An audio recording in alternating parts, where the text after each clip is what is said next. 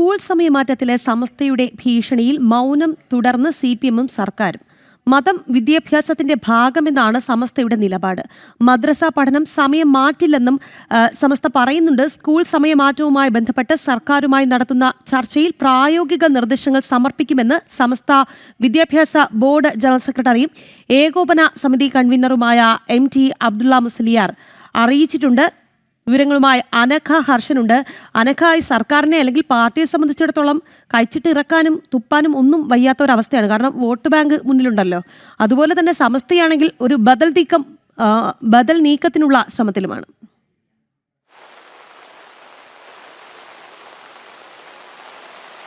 രാഖി, തീർച്ചയായും സർക്കാരിനെ സമ്മർദ്ദത്തിലാക്കുന്ന തന്ത്രമായിരുന്നു സ്കൂൾ സമയമാറ്റ വിഷയത്തിൽ സമസ്ത ആദ്യം മുന്നോട്ട് വെച്ചത്. സർക്കാരിന്റെ ഇടപെടൽ ഉണ്ടാകുമെന്ന് സമസ്തയടക്കമുള്ള മുസ്ലിം സംഘടനകൾ പ്രതീക്ഷിച്ചു. പക്ഷേ സർക്കാർ വിദ്യാഭ്യാസ മന്ത്രിയടക്കം എടുത്ത തീരുമാനത്തിൽ നിന്ന് പിന്നോട്ടില്ലെന്ന് പറഞ്ഞുകൊണ്ട് ഉറച്ചു നിൽക്കുകയും ചെയ്തു. ഈ സാഹചര്യത്തിലാണ് സമസ്ത ഈ സമര പ്രഖ്യാപനമടക്കം നടത്തിയത്. ഈ ഓഗസ്റ്റ് മാസത്തിൽ ഈ കളക്ടറേറ്റിലടക്കമുള്ള സംവിധാനങ്ങളിലേക്ക് സമരമുണ്ടാകും, പ്രതിഷേധ ധർണയുണ്ടാകുമെന്ന് സമസ്ത നേരത്തെ തന്നെ അറിയിച്ചതാണ്. എന്നാൽ ഇന്നലെ ഉമ്മർ ഫൈസി മുക്കം, സംസ്ഥാന നേതാവായിട്ടുള്ള ഉമ്മർ ഫൈസി മുക്കം നടത്തിയൊരു പ്രസ്താവന അത് വലിയ രീതിയിൽ ചർച്ചയായിരുന്നു. അതായത് മുസ്ലിം സമുദായത്തെ അവഗണിച്ചുകൊണ്ട് ഒരു സർക്കാരിന് മുന്നോട്ട് പോകാൻ കഴിയുമോ എന്നതടക്കമുള്ള ചോദ്യങ്ങളാണ് ഈ ഉമ്മർ ഫൈസി മുക്കം ഇന്നലെ ചോദിച്ചത്.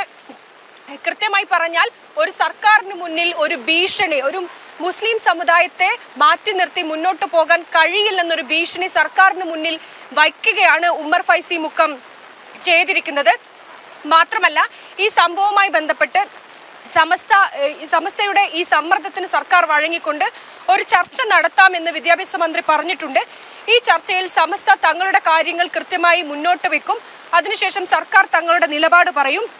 ഇതിൽ ഒരു ശുഭപ്രതീക്ഷയുണ്ട്. സർക്കാർ തങ്ങളുടെ ഏതെങ്കിലും തരത്തിൽ തങ്ങളുടെ നിലപാടുകൾക്കൊപ്പം നിൽക്കും എന്ന് തങ്ങൾ പ്രതീക്ഷിക്കുന്നു എന്നാണ് സമസ്ത വിദ്യാഭ്യാസ ബോർഡ് ഏകോപന സമിതി അംഗമായിട്ടുള്ള അബ്ദുള്ള മുസ്ലിയാർ ഇന്നലെ പറഞ്ഞിരിക്കുന്നത്.